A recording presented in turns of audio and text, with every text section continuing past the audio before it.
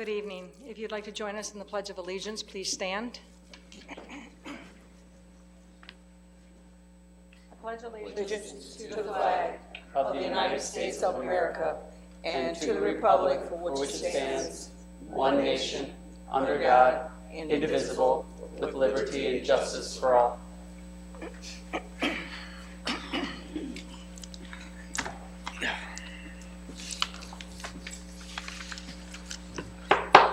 I'd like to call the regular meeting of the City Council to order and ask the clerk to please take the roll. Councilmember Ashford. Present. Councilmember Lamb. Here. Councilmember Mosrak. Here. Councilmember Pemberton. Here. Councilmember, I'm sorry, I got the wrong sheet here, guys. Councilmember Huron. Here.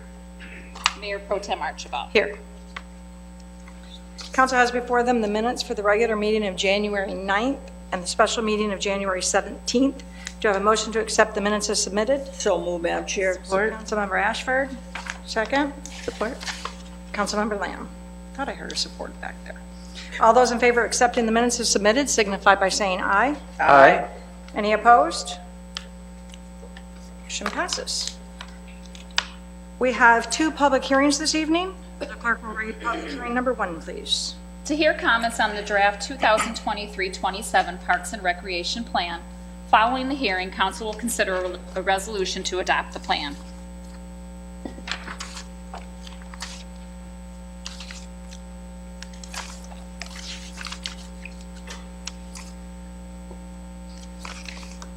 Mayor Pro Tem Archibald, City Council. First of all, I'd like to take this opportunity to thank Kim for putting this document together.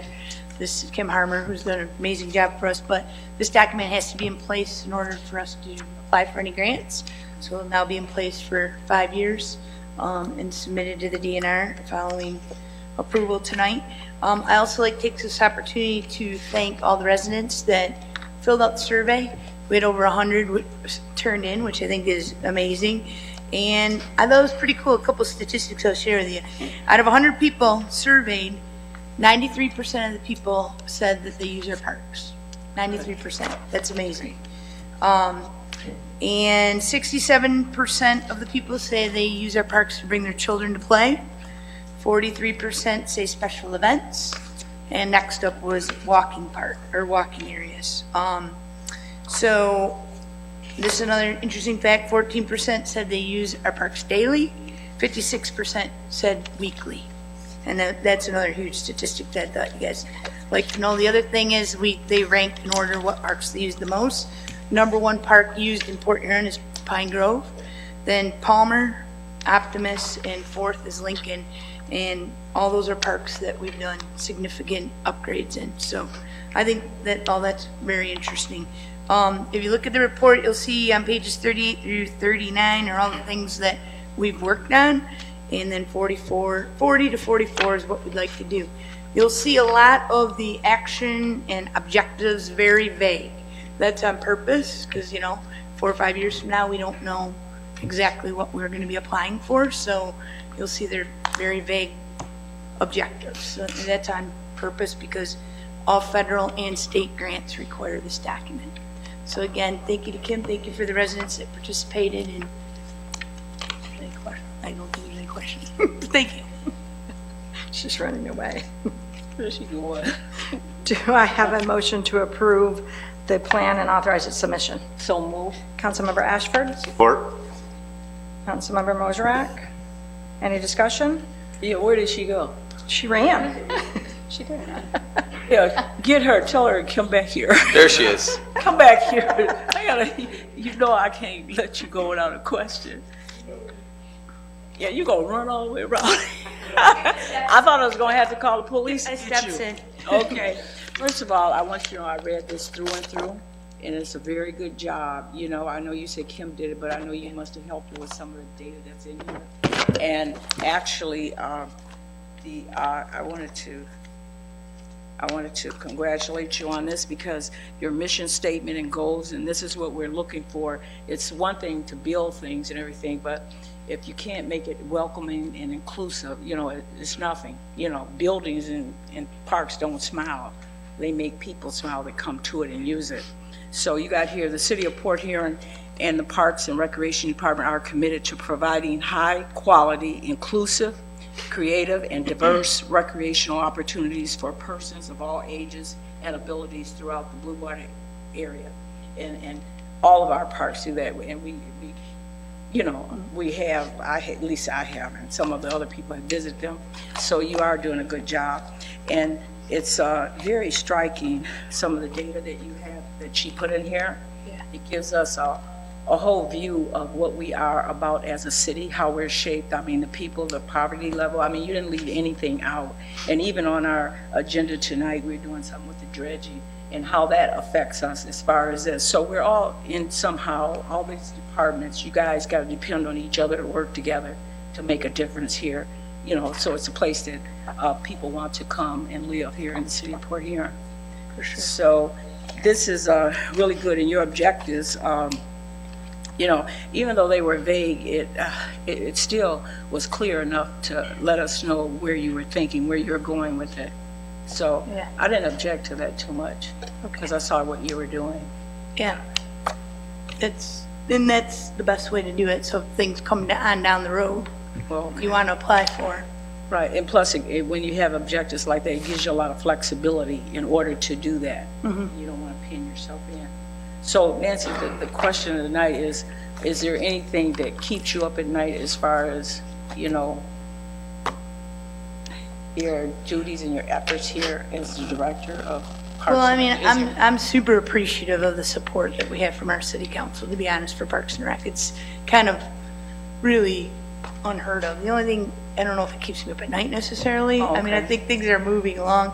But I mean, we're still working on some of the playgrounds that have been here since, you know, the 80s, mid-80s, early 90s. But I think we've done a nice job with knocking them off one by one, and we're going to continue to do that. And we've seen huge increase in usage in those parks, and that should be, you know, drive around the city on a Sunday. What did Bob say? He saw someone at the skate park in the snow. So, I mean, there's lots of people using, you know, the facilities, and that's a huge win for Port Huron. So, Good, oh, okay. And I know in most of the parks, I think, how many was it? Was it 40 or 23? I counted mini parks and the larger parks. How many do we we have have? 23 total. in the city 23, of Port right? Huron. And you've actually had, you've done work on, what, about six or seven of them? That we've Might be done? more than that. There might be more? Yeah, I don't know that I know the number off the top. Well, anyway, it's a high number, so Yeah. that's good, okay. Well, thank you, Nancy. Oh, That's all thank I you. have for you. Thank you. You're welcome. Run away until they're done. Any other discussion or comments? Okay, thank you, Nancy. The clerk will take the vote, please. Councilmember Ashford? Yes? Councilmember Hurenza? Yes. Councilmember Lamb? Yes. Councilmember Mosherak? Yes. Councilmember Pemberton? Yes. Mayor Pro Tem Archibald. Yes. Public hearing number 2, please. To hear comments on Code Case 22-2113, located at 814 Erie Street, to determine whether it constitutes a nuisance as defined by city code. Following the hearing, council will consider approving the immediate demolition of the structure for listed violations. Do I have a motion to approve the immediate demolition of 814 Erie Street for listed violations? Oh, sorry. Yes, we do. Public hearing. If anybody wants to speak on it? Yes. Would anybody like to speak on public hearing number 2? John's waiting.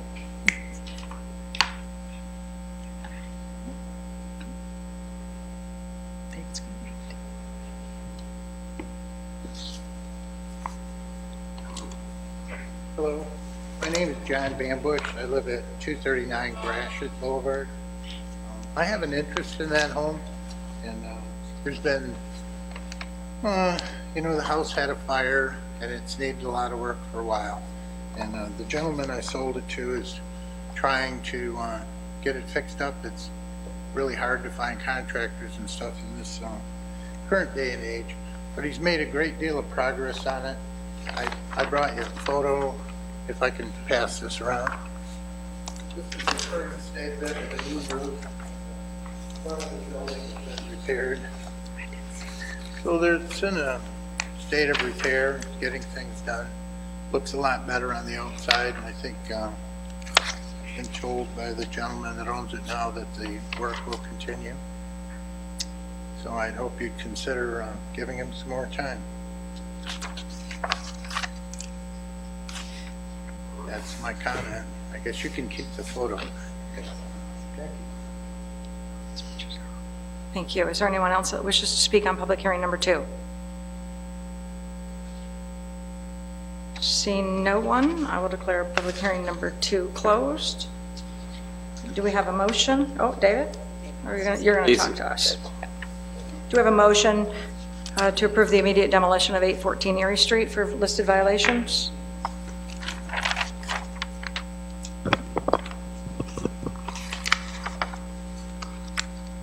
Anyone? Motion to approve? That's a picture of the house now. We need the motion before David can speak. So moved. Support. Councilmember Pemberton, Councilmember Ashford. Madam Mayor, Pro Tem, and Council, before David speaks, I did speak to the property owner. This home had a fire several years ago. There was no work being done on it, so we initiated this process. Since David has initiated this process, the home has seen significant work. There is a new roof on it. It's enclosed. They're getting the exterior buttoned up. As we have done in previous occasions where the council approves this, it doesn't necessarily mean that we do it. It allows David to have the leverage to make sure the project gets done. I did speak to the property owner today. I drove by actually while he was working on it last weekend, and I think he's doing a good job. And so I've directed David that we will work with the property owner. If this is approved tonight, I feel very confident that this will not be demolished. Mayor Pro Tem Archibald and Council, that is indeed the case. This was a fire that was in September of 2021. Throughout that time, there were the milestones of improvements. They were not happening. In November of 2022, we entered into a work agreement to ensure the work would be completed with a milestone of December 5th to have the exterior enclosed. That was our main concern, is that there was a large hole in the roof allowing the elements to come into the home, further degrading the interior and causing us a concern that the house would be unrepairable. That's why this was initiated. Once we began this process, the owner did accelerate his repairs, did repair the roof. It is now enclosed. He has also made repairs to the exterior and has moved forward in a much quicker fashion. That said, our milestones were calling for a final C of O within the next week and a half. Obviously, we will not hit that milestone. So we are still looking to accelerate the compliance in the finish of this property. We don't want it to sit and then become an attractive nuisance with a lack of any attention, much like what we had on Cedar Street, where we then eventually had to go and tear down the house years later. So we're hoping by this process, we will work with the property owner in ensuring that the interior is finished in an expedited fashion and it doesn't cause any issues into the neighborhood. Anyone on council have any questions for David? I don't have any question, Madam Chair, but I just want to tell that this is a sheer example of how we want to do things. We want to work with our people out there. If you find yourself in this kind of situation, we just don't always want to tear down houses. You know, we want to be in a position that we, if it all exhausts everything, that we can work with you if you show us that. And by you bringing that picture here tonight, because I was at home looking at this, I was already supposed to have you demolished, you know. And showed it to Jeff. I said, my God, he has, you know, demonstrated that he wants to make a difference there. And that's what you do have to do. You just have to meet us halfway, you know. And that's all we ever ask. Very true. We do not want to tear down houses. It's much easier and more cost effective to deal with the existing structure in most cases. Mm-hmm. Thank you. Any other discussion or comments? Mayor Pro Tem Archibald. James, I just want to make sure we're clear on how we're voting on this. or yes or no, are we voting to demolish this or what? Because how it's worded here is a little confusing. So you're voting to authorize us to demolish it. It gives David the authorization to do that, which we normally do. And then for some odd reason, if the property falls in disrepair again, then we can go through that process. But what we've done in the past is when you give us that authorization, we don't necessarily use it.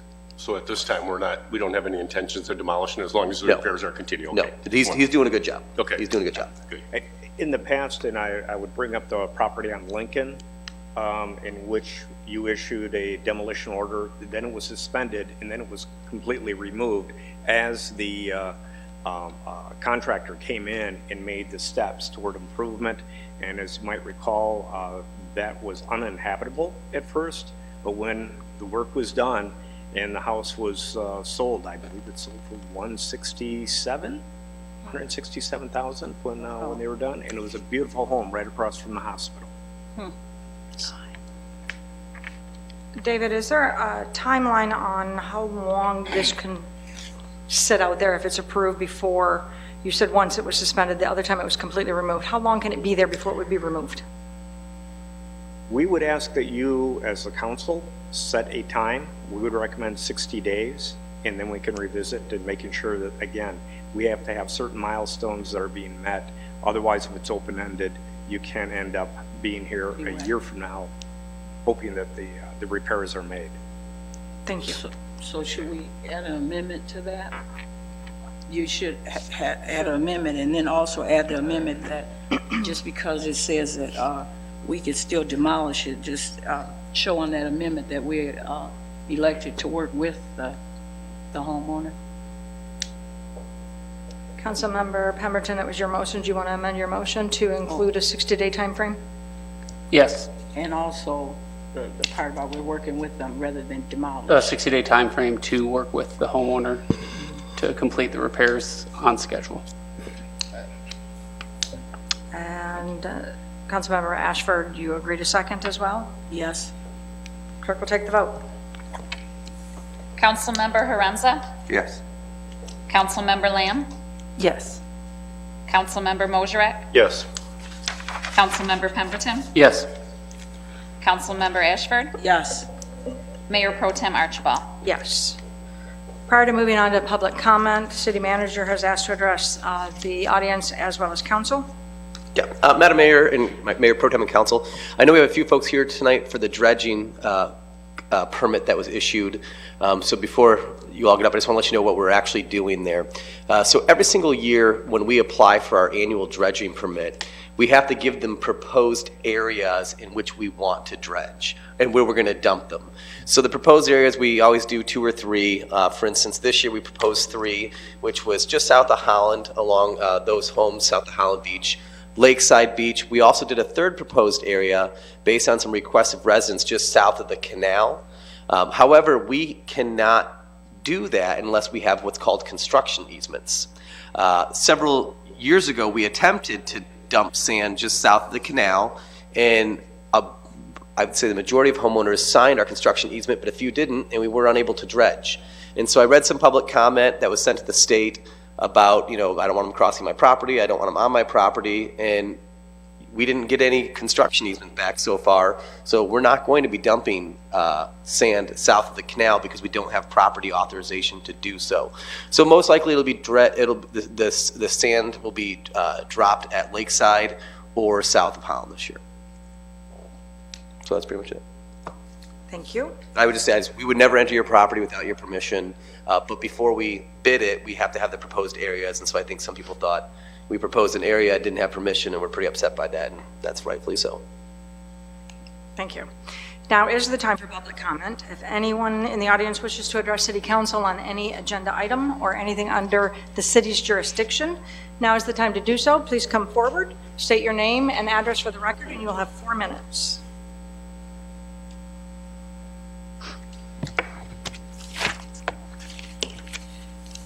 Good evening, Mayor Pro Tem Archibald, City Council members. I'm Jennifer Schlafman, 3890 Gratiot.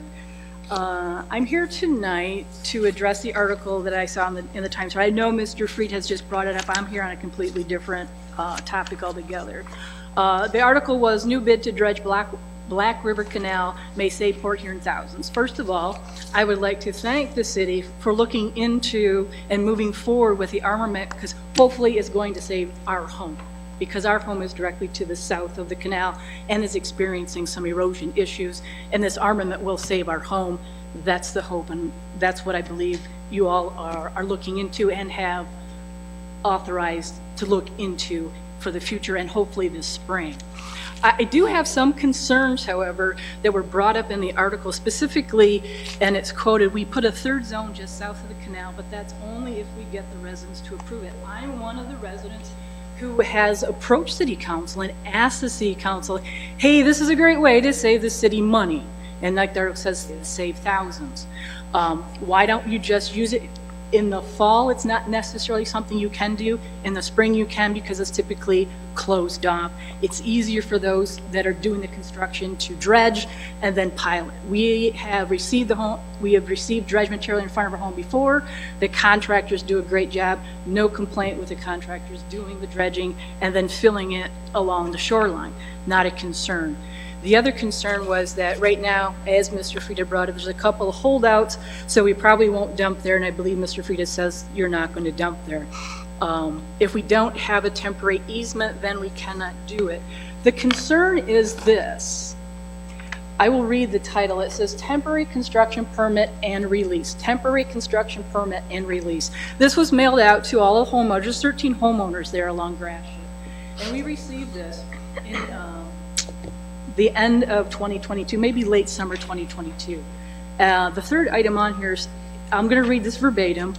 The permit shall expire immediately following the expiration of the date of the Army permit obtained by the party of the second part for the work of annual maintenance dredging in the Black River Drainage Canal entrance at Lake Huron and depositing dredge excavated material on or about December 31st, 2032, whichever comes later.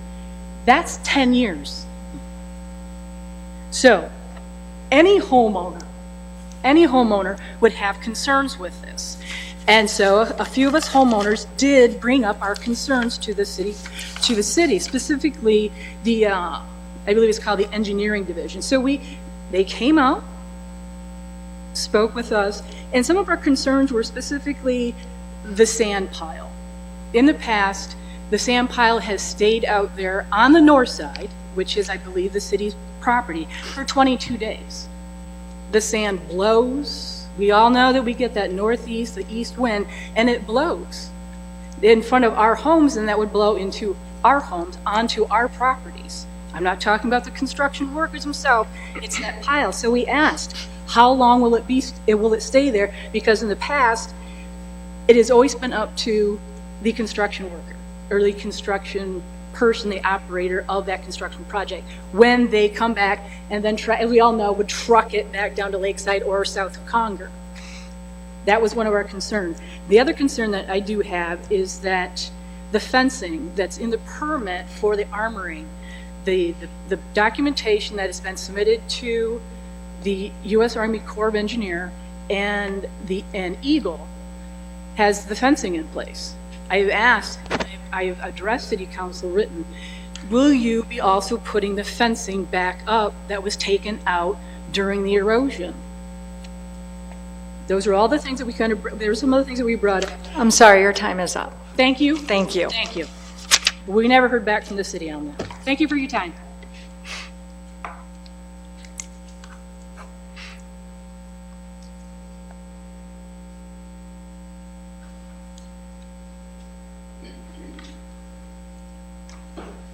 Good evening. My name is Sharon Slangster. My address is 8535 Emily City Road. I'm just going to get right to it. I saw a video of James. It was stating that all government nonprofit homeless shelters for men are closing, and a lot of the churches are opening their doors. But yet you still have a government nonprofit sex offender shelter open with a statement that says, "Tell me your story."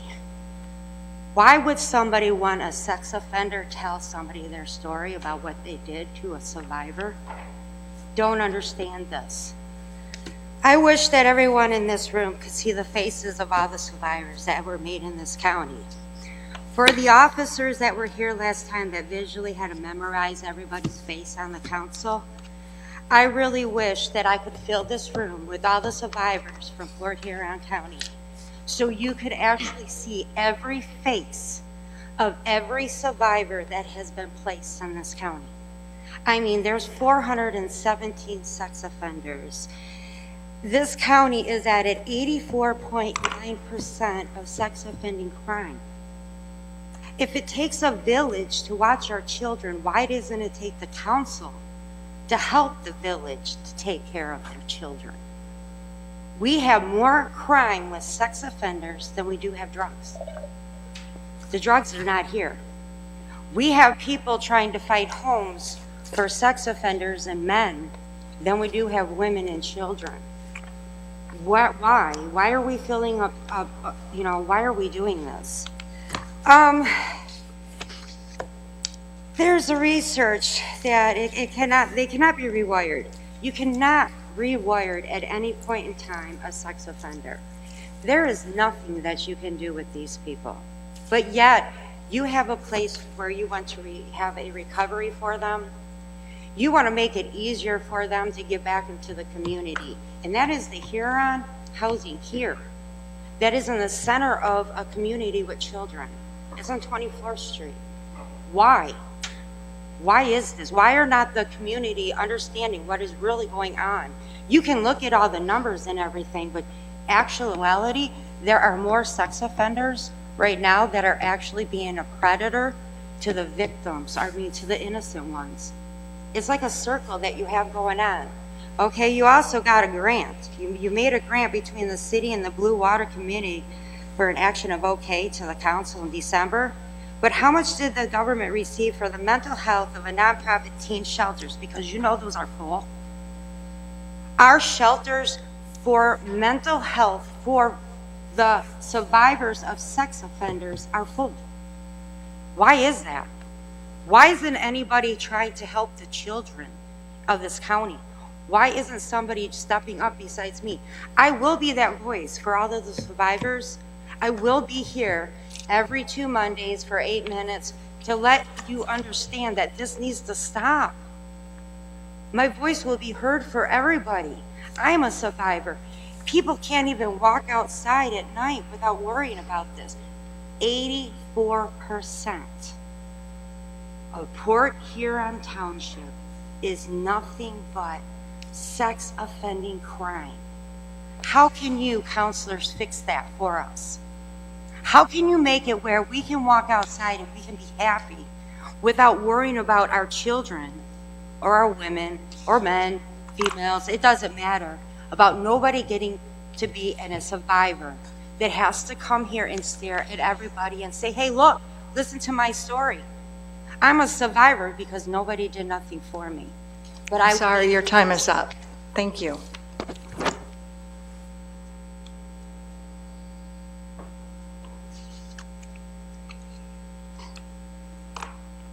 Hi, my name's Mark Watson, 2877 Military Street. I'm here to place my support of the dredging of the Black River Canal.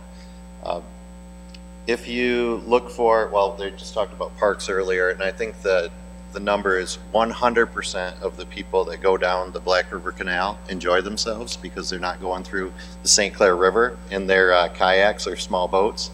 I know that it's not built for boating. It wasn't originally designed for boating. It was designed to keep downtown water fresh. If you go downtown right now, you know what color that water is and how stagnant it is because that canal is not open. It's one of the, I think, mandated things that the city of Port Huron is responsible for is to keep that water flowing at all times. I know we have the gate there in case the wind blows so the sand doesn't go in. It is almost an impossible engineering feat to keep it open all the time and an expensive engineering feat to dredge it out, which causes all the problems that people speak about every year. This council, I think, and more than any other, this administration has been aware of that. They support Parks and Recreation. The Island Loop Trail is a national Island Loop Trail that uses that canal for access to the lake. If you look way back, and I remember being a child before they cleaned out that canal, it was basically a wilderness. It felt like the ride at Disney World when you went through and didn't know what was going to come flying down at you. And then they cleaned it out, made it into basically, what it is now. And they're adding the pathway and the bridge, and it's a scenic area, and it's a magnet for people here. It's interesting because most of the time you don't realize it till it's plugged, but here we are in January talking about it, so it can be left open and be in good shape for the summertime for everyone that wants to use it. I appreciate and I do understand the money that it takes, but also how much are we spending on the bike path that goes next to it? $1.5 million? How much are we spending on the park system? How much are we spending to promote the city of Port Huron? How many people come here to the Blue Water area, and the seal of the city of Port Huron has the lake right on it with the lighthouse, which is only a half mile down from that canal. The historic papers will say a lot of things about the canal. They'll say that you didn't even want to be in Port Huron without that water flowing because of how much was dumped in. And we've done a great job keeping the lake clean, and the water clarity is the best it's ever been in the lake. Way back when, they had big plans that Bakersfield, you're going to fly your plane in, get on your boat, go out the canal, and enjoy the day out on the lake sailing, and then come back in with maybe even a drawbridge where Gratiot is now. And that was 100 years ago. So we've struggled, I know, over the years keeping this to be a priority, but also I'd like to put the support that all of the recreation community around St. Clair County and beyond appreciates that canal being left open. Thank you. Is there anyone else wishing to address council this evening?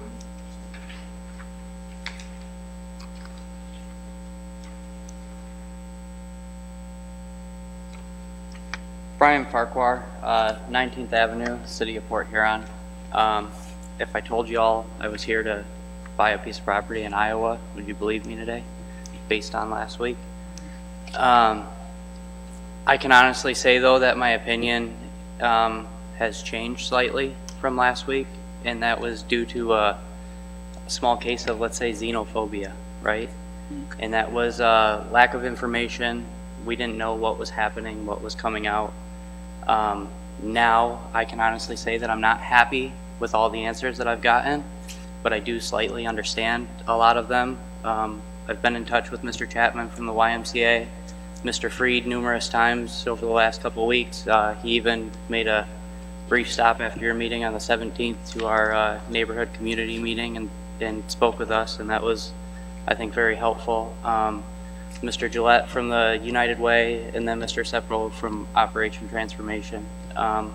It's definitely an issue that the council needs to keep on their forefront as far as finding, a zoned place. As a resident, I don't want spot zoning in the city of Port Huron. I'm sure none of you do either. But from what I hear right now, we are kind of in a lack of areas to provide shelter. Now, whether that means getting with Mr. Chapman, which I haven't done, and I haven't asked him this question, whether they want the YMCA zoned for a shelter, because as of right now, from everything I've been told, that the YMCA is actually sitting in an area where they cannot have people stay overnight. And that's one of the primary missions of what the YMCA was founded over. So whether they want that in their building or not, that's kind of up to them, but those are kind of the questions I think the council should ask.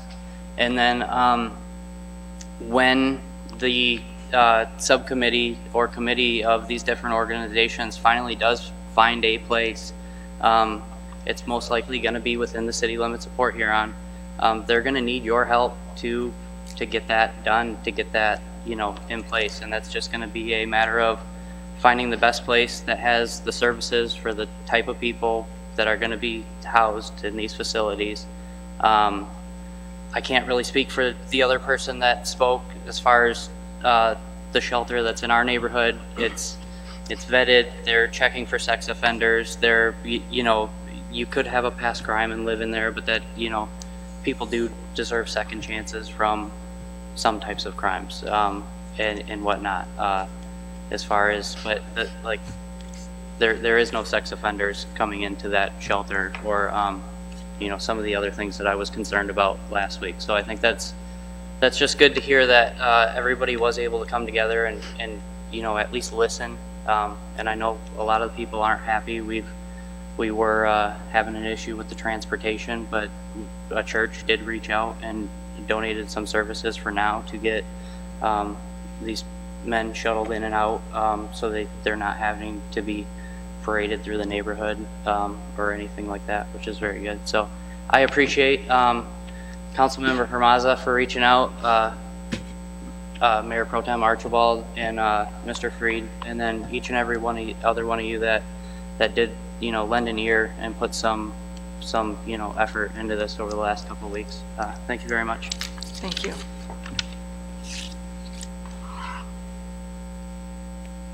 Is there anyone else in the audience wishing to address City Council this evening?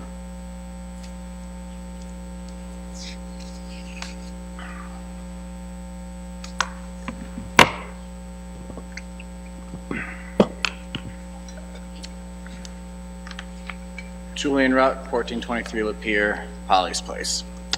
So, front page of the Times-Herald. Top 3 things for the year: Southside Initiative, urban ag zoning, and leaf pickup. You might be interested to know, and I've sent you all this information. I send you a lot of information by email, so it may have got lost in the mix. But 592 days ago from now, June 10th, 2021, I was in James Freed's office. By request, for weeks, I was reaching out to him wanting to talk about, guess what? Urban ag zoning and leaf pickup. 592 days ago. And now the city has prioritized those 2 items. 2 leaf pickup seasons behind when I tried to begin the conversation. And when I sat with James Freed, he agreed to all of it. He said, yeah, urban ag zoning sounds great. Send me the links. And I did. He said, leaf pickup by the neighborhoods being taken to community gardens and community compost piles on city-owned property. He said, great. There's about 100 city-owned properties that are open and available. He greenlit all of them. In fact, the attitude was, I don't even know why we're having this conversation. This all sounds great to me. And that was it. That was it. I got one little pile of wood chips one time. I'll admit that. But then I got harassed by the blight department for months. And I've been coming to the city council since May 9th of last year because I was having issues with James Freed. And now I've been coming here 4 minutes at a time, asking for more time, asking for a longer conversation. I have an email in my inbox from Mayor Rep that says a longer conversation isn't feasible. And now I find out the planning and budget meeting is all about having a longer conversation about urban ag zoning and leaf pickup. Come on. How many years do I have to wait and be patient? Particularly when I'm only given 4 minutes at a time to talk about it. In the interest of complete transparency, I'd like to let everyone know that I met with Councilmember Moserak before tonight's meeting and talked to him about some of these things, and he didn't know a lot of it.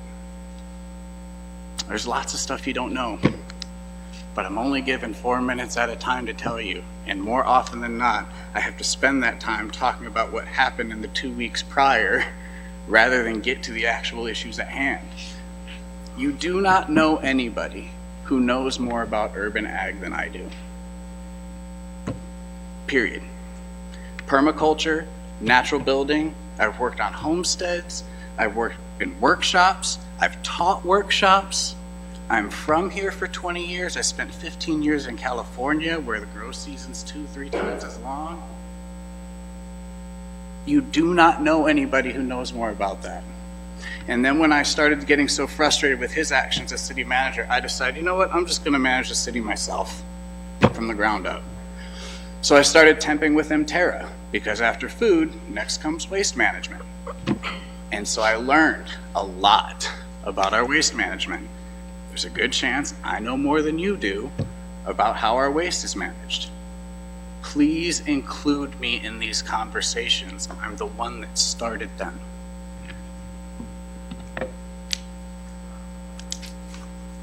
Thank you. Is there anyone else wishing to address council this evening?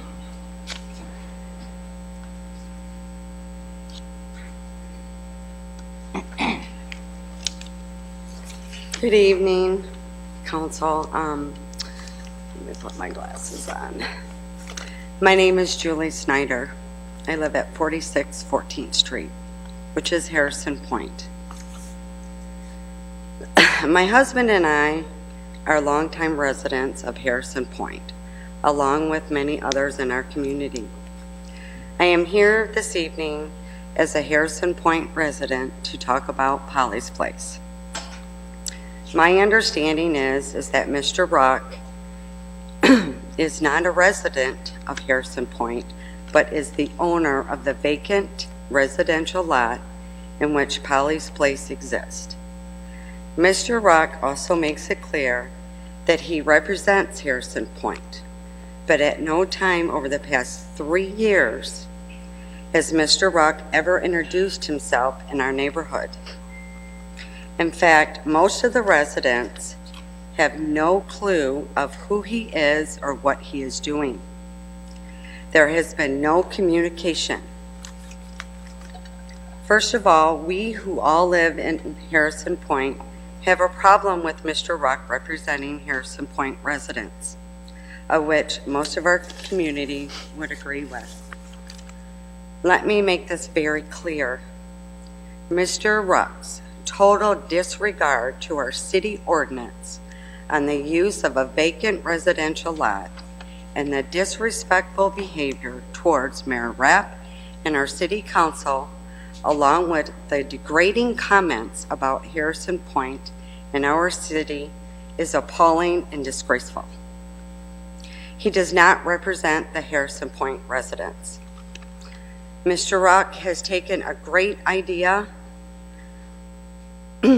for our community and turned it into a circus with our city.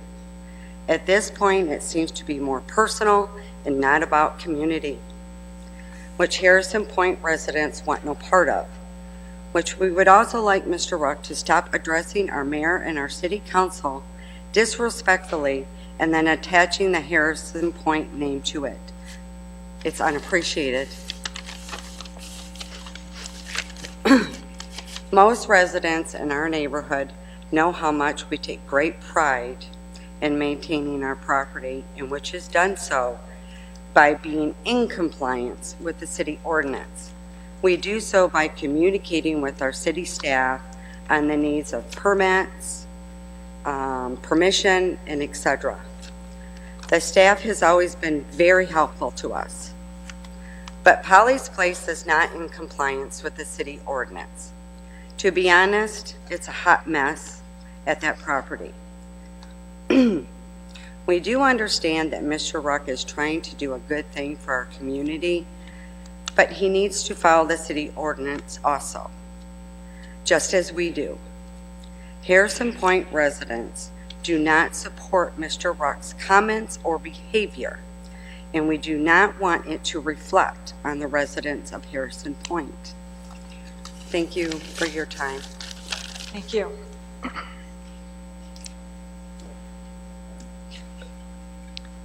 Is there anyone else in the audience wishing to address City Council this evening? Seeing no one, I'll declare public comment closed. We will move on to the consent agenda. Do I have a motion? So we'll Councilmember Ashford and Councilmember Lamb.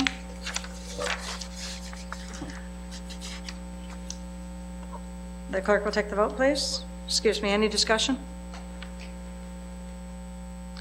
Clerk will take the vote. Councilmember Lamb? Yes. Councilmember Mosrak? Yes. Councilmember Pemberton? Yes. Councilmember Ashford? Yes. Councilmember Haremza? Yes. Mayor Pro Tem Archibald? Yes.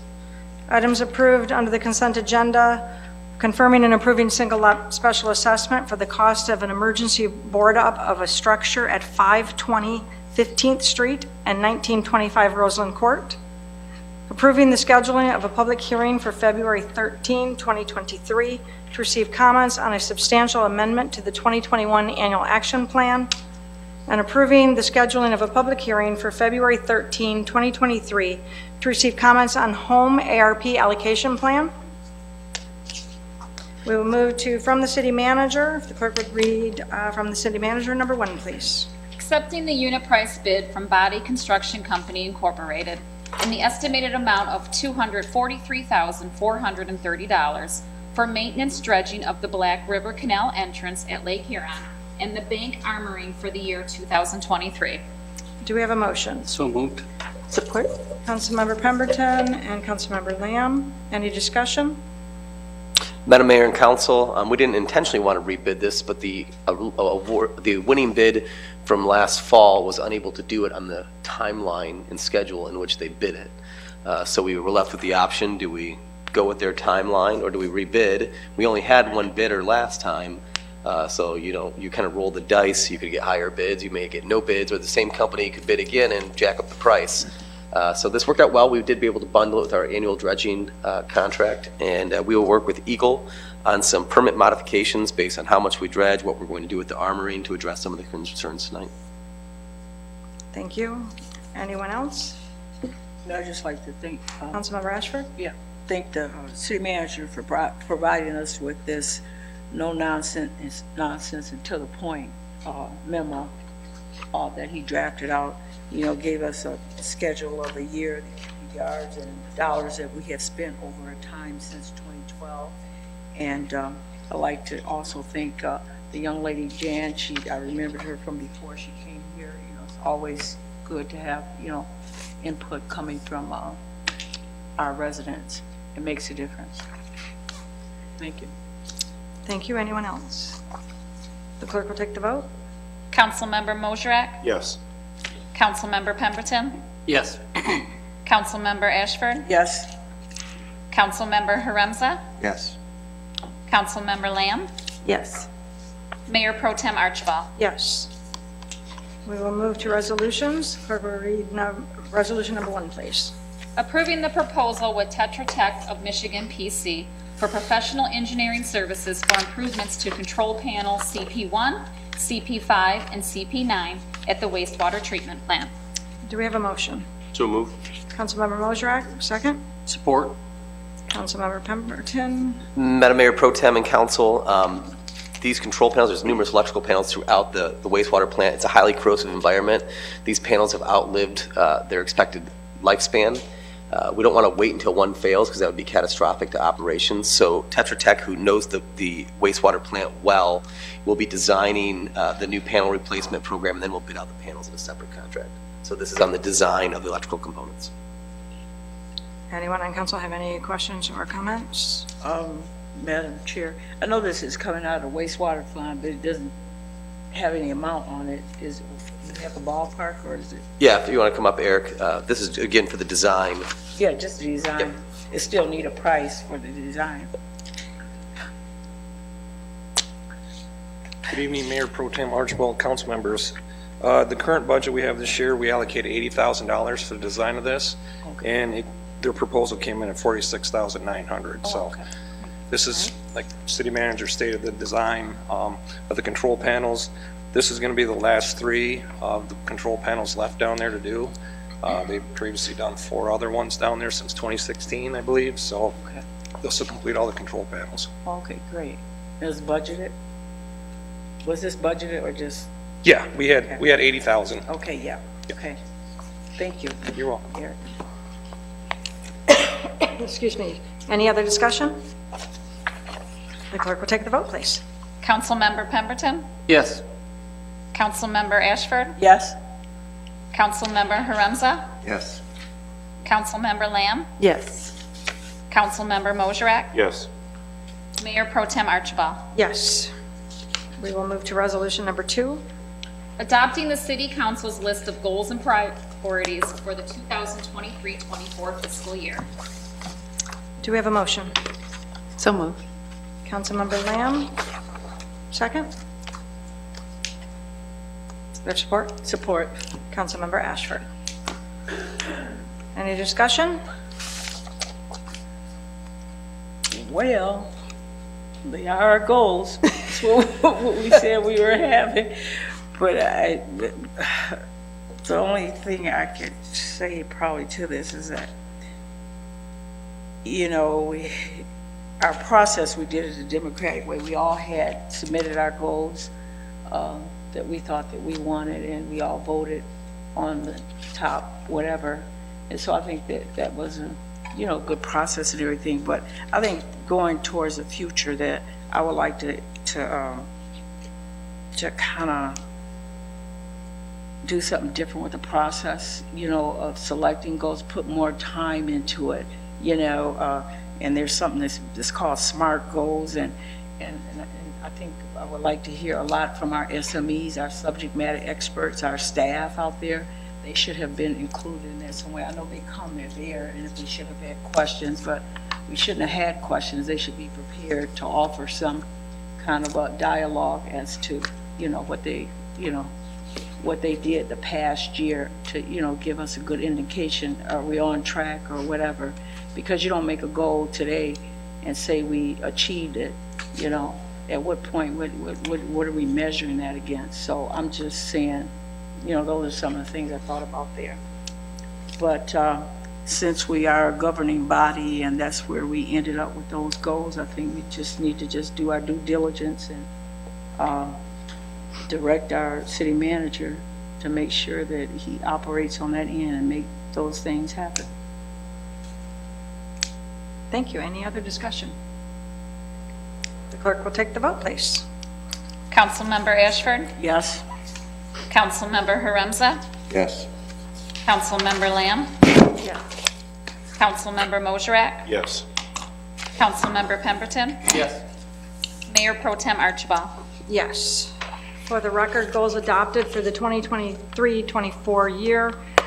1, support the continued development of the South Side and establish a neighborhood improvement authority and define achievable goals within that authority.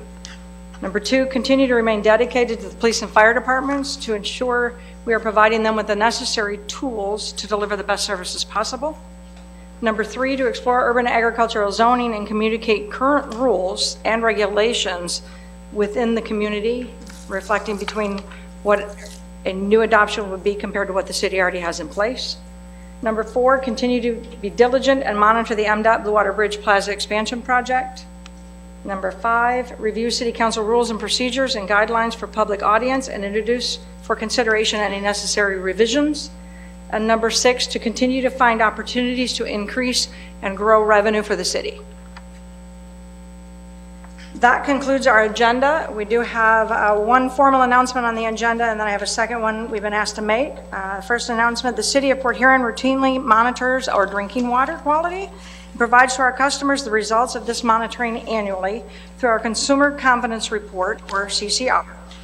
The City of Port Huron 2022 Water Quality Report is available electronically online at www.porthuron.org/CCR.PDF. This link is printed on each water bill and provides direct access for viewing. If you are unable to receive this report online or you would like a paper copy mailed to you, please contact the city at 984-9763. And I'd also like to remind everyone that the Michigan Department of Transportation is holding an open house tomorrow regarding the proposed Bridge Plaza expansion project. The open house will take place from 1 to 7 at the Blue Water Bridge Annex at 2127 11th Avenue in Port Huron. You will have the opportunity to speak with them. They will have stations showing history and hoping to educate everyone on what's taken place so far and the direction they're going. Give a great opportunity for you to have any questions you have answered. So if you can make it, we recommend it. Does anyone on council have any comments they would like to make? I don't have any comments, but I do have a question. You know, during our public hearing, you know, we were hearing quite a bit about, you know, sex offenders and et cetera, et cetera. And I know we get a report from the police department and his annual report, and I haven't seen anything that's alarming in that area. And I don't know if I can speak from the floor, I mean, Madam Mayor and Council, just real quick, I'm not sure if there's confusion of which meeting she was at tonight. We are not the St. Clair County Board of Commissioners. I think there may have been some confusion on, we're not Port Huron Township either. This is the city of Port Huron, so the data from Port Huron Township wouldn't reflect the city of Port Huron's data. So, but Chief Platts, if you want to speak to it. no, and I know that, and true too, you know, no matter where you're from, you are here in the present and you're in this council, so we as leaders take whatever you say. I'm not trying to divide where she be. I just want to know, have an answer to that.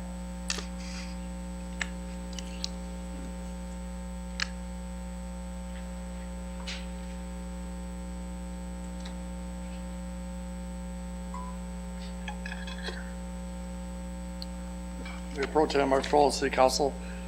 Yes, I listened to her speak tonight and address the council. She's talking more about St. Clair County and Port Huron Township.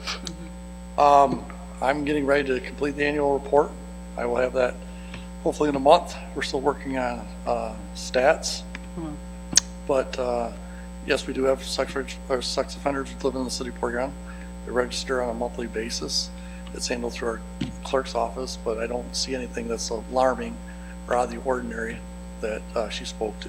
Oh, okay. Well, that's all I needed. Thank you so very much. You have a nice evening. You too. Any other comments or announcements from any council members? Madam Mayor Pro Tem, if I could, Chili Fest is this weekend. I just remembered myself. Chili Fest this weekend. Our DDA director, Natasha Hayden, has done a really tremendous job.